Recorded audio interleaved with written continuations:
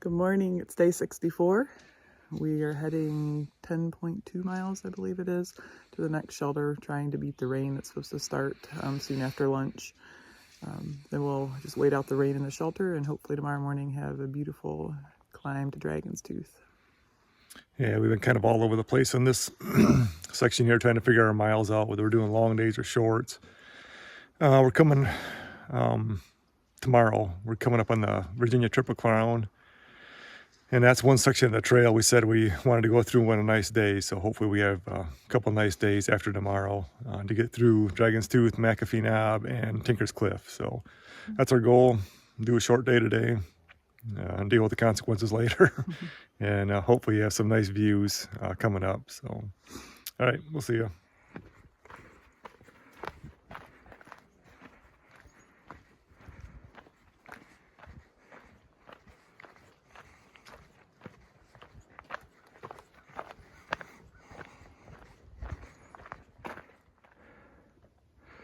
Tree that is starting to bud even the higher elevations up here. It's humid today.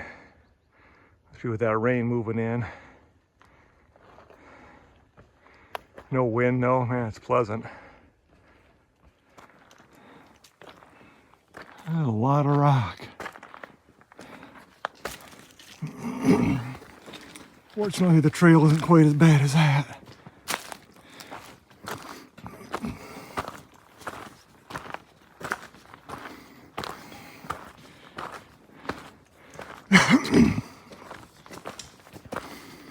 Mouth-Rio down on the switchback. Got about a 2.5 mile climb we've been trudging out. Fortunately, there's switchbacks in it. I made it to the top of Brush Mountain. Mouth-Rio coming up. Nice little bench here waiting for us.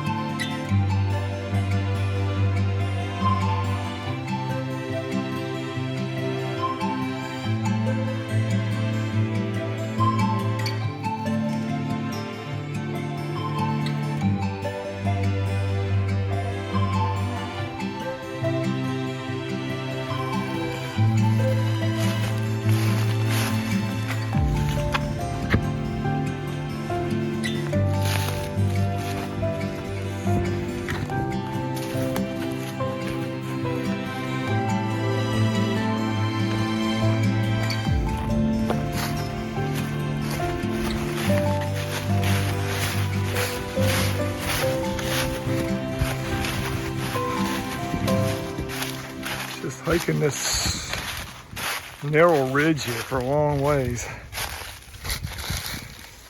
Kind of rocky now. Had service on top of the hill back there for a little bit. Looks like that rain is on the way. It looks pretty heavy, so hoping we can make it to the shelter before it gets here. If it does, looks like it's heading right toward us.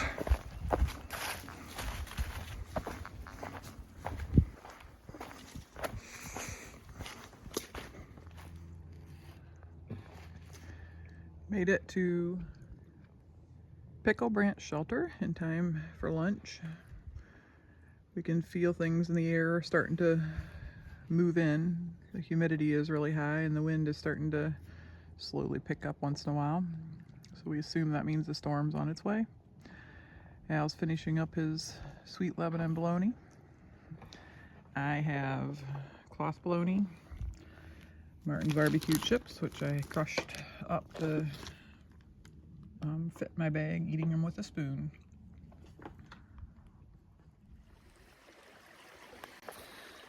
Well, we had our lunch and yeah, filled up our water stash down there out of this stream. Had some steep steps to come down in here, but we don't have any service here. We're hoping we made the right decision by... No, we're fine. Yeah, we got them. Thanks. By quitting this early. The storm looked big and we had service back a ways up on the ridge, so we're here now. We're gonna stay. We'll see what happens. Yeah. It showed a lot of reds and yellows for thunder storms, and we'd rather not be out in thunder and lightning on a mountaintop, so we'll see what happens. Yep, we'll just take some time here, rub our muscles out, stretch, and get ready for tomorrow. Well, I'm right back down to the water source here. It's not raining yet, so this leg that I got the shin splint on, I don't know, man, my whole ankle and the bottom where it joins my foot is swelled up like crazy. Even my shin is from that shin splint. I try soaking it in the water for a while. Hopefully that helps get some of that swelling down. When I'm walking, my foot's kind of locked up. I don't have much mobility in it anymore. My whole foot goes numb when I walk. So hopefully I can get some relief here today. So that's what your feet look like after a day of hiking. Oh man, that water's cold. I can only keep my foot in there for about 20 seconds at a time. I gotta pull it out. So had an interesting turn of events last night. I woke up in the middle of the night, had no idea what time it was. I didn't look at my phone. My phone was in the shelter somewhere there. It was raining lately on the roof. That's what woke me up. And I thought, well, then it quit raining. I thought, I should go to the bathroom quick. I grabbed the headlamp and toilet paper just in case I needed it. Turned into something else, which it did. The privy was so far away, so I just kind of walked on an angle out from the shelter behind us. And our headlamps have two different light settings on it. One's a white light, a bright one. The other one is a red light you can use when you're in the shelters, so you don't wake people up. I was using my red light, kind of weaving through the woods, getting away from the shelter. Well, I obviously walked a lot further than I thought. So I went to the bathroom, turned around to come back. I had no idea where the shelter was. I mean, none. I mean, I wandered all over the place. Sandra looked up she heard me get up and looked at her phone. It was a little after 4 in the morning. And I was just wandering around out there. I said, I got to quit walking. I'll never find my way out of here. So I found a tree and sat down beside it for a while. And then there was a big oak tree that was growing on an angle. So I would walk put my back to the tree, walk in one direction as far as I could. Till I couldn't hardly see it anymore. I'd look around there, come back to the tree, go the other way. Walked all 4 directions, couldn't find a shelter or nothing even close to it anywhere. So then I just sat down beside the tree again for another 20 minutes or a half an hour. And fortunately it was warm last night, so it was comfortable to be out there. And then I walked at an angle and I came across a wheelbarrow, and I figured it must be one of the trail maintainers that stashed it there. So I knew it must be close to either the trail or the shelter. And I said, I'll just have to wait here till morning. Trouble was, I didn't know what time it was. I thought, man, it might be 11 o'clock. I might have to sit out here for 7 hours. So I wasn't sure what to do. It was, besides us 4, there was other people camping in tents there, so I didn't want to start yelling.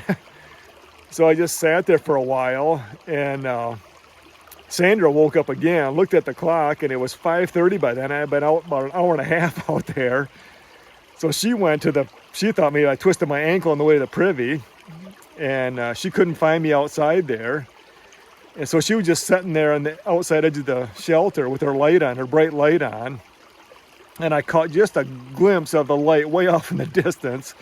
So I started charging through the woods toward that light. And then she was shining back and forth. I lost it. And then pretty soon I caught another glint again and finally made my way back to the shelter. But I'll tell you, I was way out there in the middle of the rhubarb patch. It was crazy how far I had gone. I didn't think I went that far, but yeah, by the time I got back in bed, it was, I don't know, probably 20 to 6, and the alarm went off 6 o'clock, and crazy.